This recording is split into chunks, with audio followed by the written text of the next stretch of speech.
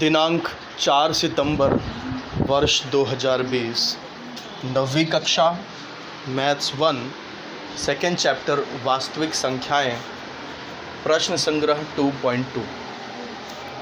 पहले सवाल में हमें सिद्ध करना है कि 4√2 एक अपरिमेय संख्या है। तो ये साध्य की हेडिंग डाल के लिख दिया मैंने। उत्पत्ति में ठीक इसका उल्टा मानना है। हमें सिद्ध करना है कि 4√2 अपरिमेय संख्या है। हम मान लेंगे कि माना ये 4√2 एक परिमेय संख्या है। तो परिमेय संख्या है तो इसे भिन्न के रूप में लिखा जा सकेगा, बटे के रूप में। तो इसलिए 4/4√2 को p/q लिख सकते हैं। p/q बटे में लिखा है, यानी कि परिमेय संख्या है। हर परिमेय संख्या को बटे में लिखा जा सकता है भिन्न के रूप में। अब ये 4 को हम लोग यहाँ से शिफ्ट कर दें ये साइड में, तो ये यहाँ गुणा है, ये साइड में आके भाग हो जाएगा, तो ये p/4 हो गया। अब देखिए p/q एक परिमेय संख्या थी, 4 भी एक परिमेय संख्या है, तो ये p/4 पूरी की पूरी परिमेय संख्या हो गई। जबकि ये √2 एक अपरिमेय संख्या है।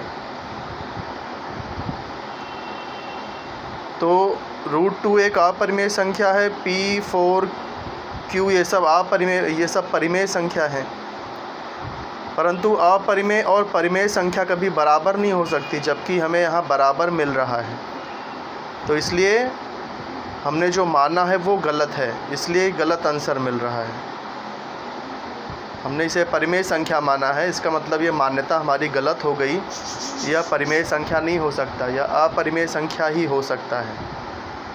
तो इसीलिए यहाँ पर नीचे इसको ऐसे लिखना है कि √2 अपरिमेय संख्या है, जबकि p/4 यह परिमेय संख्या है। परंतु अपरिमेय संख्या कैन नॉट इक्वल टू परिमेय संख्या, इसलिए 4/√2 को परिमेय संख्या मानना गलत है। इसलिए 4√2 एक अपरिमेय संख्या है। अब बढ़ते हैं दूसरे सवाल पर। यहाँ पर हमें सिद्ध करना है कि 3 + √5 एक अपरिमेय संख्या है। तो हम लोग वैसे ही जैसे पिछले सवाल में किए थे, 3 + √5 को एक परिमेय संख्या मान लिए। परिमेय संख्या मान लिए तो इसे p/q के रूप में लिखा जा सकता है। अब इसमें जो ये परिमेय, इसमें परिमेय और परिमेय संख्याओं को एक तरफ लिखना चाहिए। यहाँ 3 परिमेय है और √5 अपरिमेय है, तो ये 3 को राइट साइड में शिफ्ट कर लेते हैं परिमेय के साथ में। तो ये p/q परिमेय है, 3 भी परिमेय है, तो ये पूरा का पूरा परिमेय हो गया, जबकि √5 अपरिमेय है। उसी चीज़ को यहाँ नीचे लिखा गया है, √5 अपरिमेय संख्या है और p/q - 3 परिमेय संख्या है। परंतु अपरिमेय संख्या कभी परिमेय संख्या के बराबर नहीं हो सकती, जबकि यहाँ बराबर आ रहा है। इसलिए हम कह सकते हैं कि 3 + √5 को परिमेय संख्या हमने जो माना है वह मानना गलत है। तो सही क्या है? सही ये है कि 3 + √5 एक अपरिमेय संख्या है। ये सिद्ध हो गया। अब है ये तीसरा सवाल कि √5 और √10 को संख्या रेखा पर दर्शाइए। दर्शाना है इसे। तो देखिए इसे नोटबुक में कैसे किया गया है, मैं बताता हूँ आपको। देखिए यहाँ पर स्केल से ये मैंने 2 सेंटीमीटर को 1 मान लिया है। इसी प्रकार 4 सेंटीमीटर को 2 मान लिया है। फिर 6 सेंटीमीटर को 3 मान लिया है। 0, 1, 2, 3। हर 2-2 सेंटीमीटर को पर मैंने 1-1 बढ़ा दिया है। 2 सेंटीमीटर को मैंने 1 माना हुआ है, ताकि थोड़ी बड़ी दूरियां मिल सके, एक बड़ी आकृति मिल सके। 1 सेंटीमीटर को 1 मानेंगे तो बहुत छोटी आकृति बनेगी, तो उसको समझने में थोड़ी तकलीफ़ होगी। तो 2 सेंटीमीटर पे 1 ले लिया, 4 सेंटीमीटर पे 2 ले लिया, यानी 2-2 सेंटीमीटर पे 1-1 बढ़ रहा हूँ मैं। अब क्या करना है, देखिए हमें क्या चाहिए, √5। तो √5 के पहले क्या होगा, √4 होगा। √4 यानी कि 2। तो इसलिए 2 पर ये गोनियां रख करके एक आपको ऐसे लंब खींचना है। गोनिया रख के लंब कैसे खींचते हैं, ये आधार को आधार के ऊपर ठीक से रखना है आपको, और फिर ये जो हाइट है इसको ऐसे ड्रॉ कर देना है। इसके बाद क्या करना है, गोला प्रकार लेना है, और ये जो एक है, एक यानी कि 2 सेंटीमीटर, गोला प्रकार में हमने 2 सेंटीमीटर को एक माना है, तो गोला प्रकार में 2 सेंटीमीटर माप लीजिए, और ये जो हमने लंब खींचा था तो 2 पर रख करके उसी पर एक चाप बना दीजिए। तो जहाँ पर भी ये निशान लगा है मैंने उसे P नाम दे दिया है, और PO को मैंने मिला दिया स्केल से। अब देखिए यहाँ पर एक ट्रायंगल बन रहा है, इस ट्रायंगल में हम पाइथागोरस लगा सकते हैं। पाइथागोरस लगाएंगे तो क्या होगा, ये OP स्क्वायर, ये OP स्क्वायर बराबर 2 स्क्वायर प्लस 1 स्क्वायर, ये 2 है ये 1 है, 2 स्क्वायर प्लस 1 स्क्वायर यानी कि 4 प्लस 1 यानी कि 5, वर्गमूल लेंगे तो OP √5 आ जाएगा। तो ये OP की जो लंबाई है √5 होगी। तो इसलिए OP की लंबाई को गोला प्रकार में OP की इतना दूरी ले लिया है, ये OP की इतना दूरी ले करके यहाँ पर ऐसे चाप खींचना है, और नीचे ये यहाँ पर कट हो रहा है। तो जब OP √5 है तो ये नीचे आधार पर भी ये दूरी √5 ही रहेगी, तो इस पॉइंट पे हमें √5 मिल गया, तो ये √5 मिल गया है। तो इस तरह से √5 हमने दर्शा दिया संख्या रेखा पर। अब √10 कैसे दर्शाएंगे, ठीक वही तरीका है जैसे √5 के पहले √4 यानी कि 2 था, ऐसे ही √10 के पहले क्या आएगा, √9 यानी कि 3, 9 का वर्गमूल 3 होता है, तो हमें 3 पर जाना है और 3 पर एक लंब खींचना है गोनिया की सहायता से। ये नीचे आधार को आपको मैच करना है, आधार के ऊपर रखना है गोनिया का आधार, और हमने जो रेखा ड्रॉ किया है वो रेखा एक के ऊपर एक आनी चाहिए। उसके बाद 3 पर इस तरह से लंब खींच दिया। लंब खींचने के बाद वही जो हमने यहाँ पर ऊंचाई लिया था 2 सेंटीमीटर की, सेम वही ऊंचाई आपको यहाँ 3 सेंटीमीटर पर भी आपको ऐसे ही लेना है। 3 पर फिर गोला प्रकार रख करके इस तरह से लेना, इसे मैंने Q मान लिया। अब देखिए वापस से यहाँ पर एक समकोण त्रिभुज बन रहा है। पाइथागोरस यदि लगाएं तो क्या हो जाएगा, OQ का वर्ग बराबर 3 का वर्ग प्लस 1 का वर्ग, 1 का वर्ग। OQ का स्क्वायर बराबर 3 स्क्वायर प्लस 1 स्क्वायर, 3 स्क्वायर यानी कि 9 प्लस 1 यानी कि 10, वर्गमूल ले लेंगे तो OQ बराबर √10 आ जाएगा, यानी OQ की लंबाई √10 है।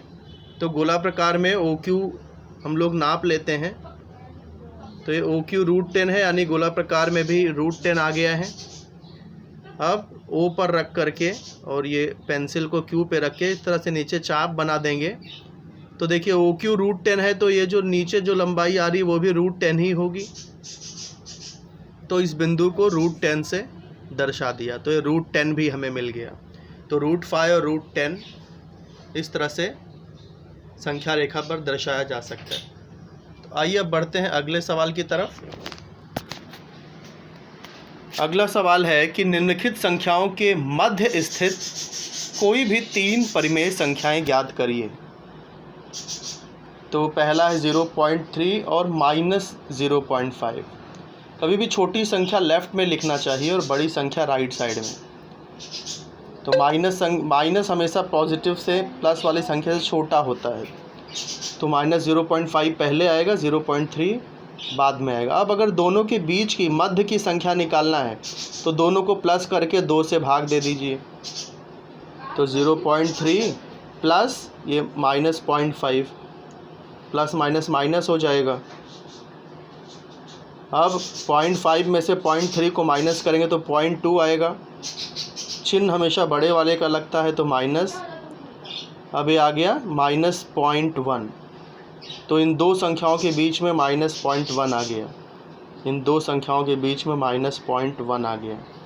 अब इन दोनों के बीच की संख्या भी ज्ञात कर सकते हैं, ऐसे ही इन दोनों को जोड़ के 2 से भाग दे दो, तो ये -0.5 और प्लस -0.1, प्लस माइनस माइनस अब ये दोनों चिन्ह सेम है, दोनों माइनस में है तो जोड़ देना है।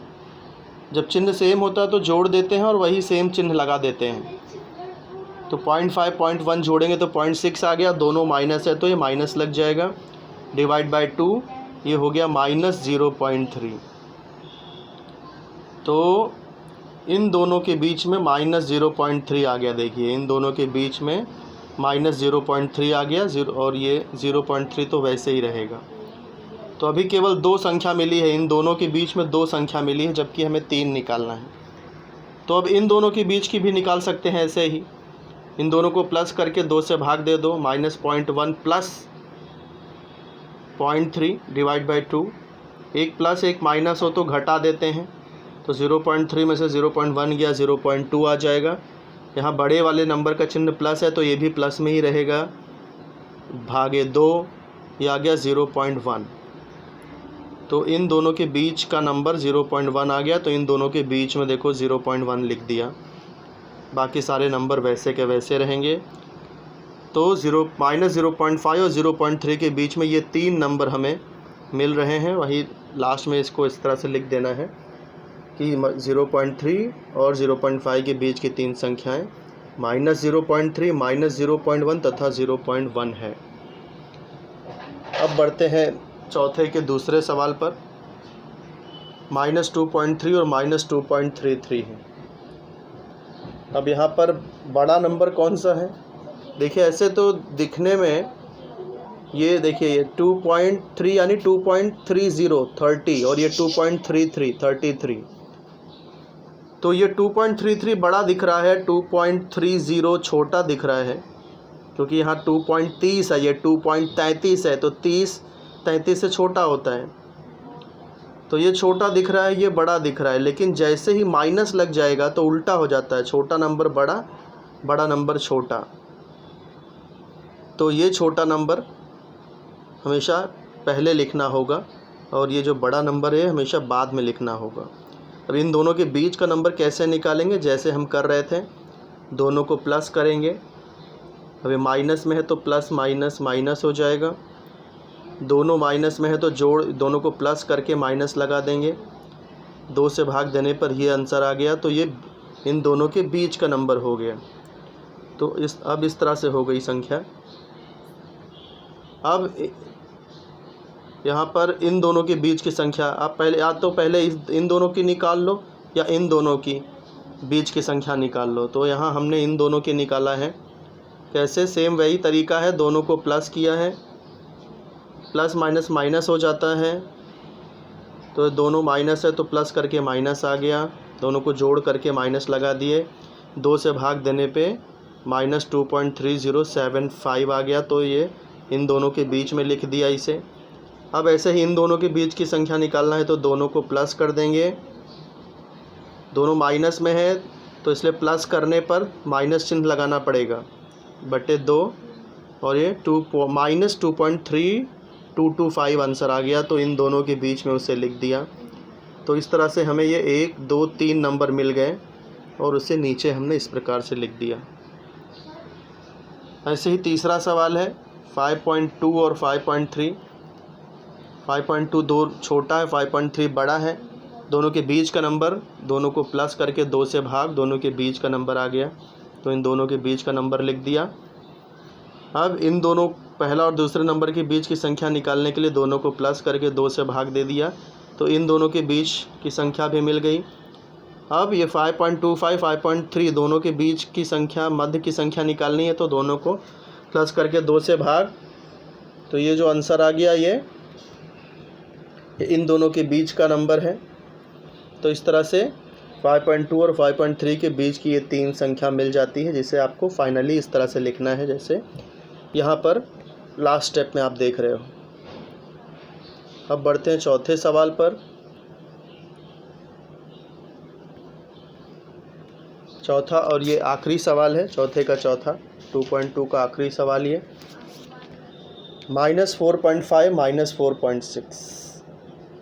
ये नंबर दिखने में बड़ा दिख रहा है और ये नंबर छोटा है, लेकिन माइनस होने के कारण जो बड़ा नंबर है वो छोटा हो जाएगा, छोटा वाला नंबर बड़ा हो जाएगा। तो अब इन दोनों के बीच की संख्या ज्ञात करने के लिए दोनों को प्लस करके 2 से भाग दे दिया, तो ये -4.55 इन दोनों के बीच में आ गया। देखिए -4.6 छोटा है इसलिए सबसे पहले आ गया, -4.5 बड़ा है इसलिए सबसे बाद में आ गया, और दोनों के बीच का नंबर मिल गया। अब इसके बाद इन दोनों नंबरों के बीच की संख्या निकालना है, तो दोनों को प्लस कर दिया, 2 से भाग दे दिया, और ये बीच की संख्या मिल गई। तो अब देखिए इन दोनों के बीच में ये जो संख्या हमें मिली है ऊपर वो लिख दिया है। अब हम ये -4.6 और -4.55 के मध्य की संख्या निकालने के लिए इन दोनों को प्लस करके 2 से भाग दे देंगे, तो ये इन दोनों के मध्य भी आ गई।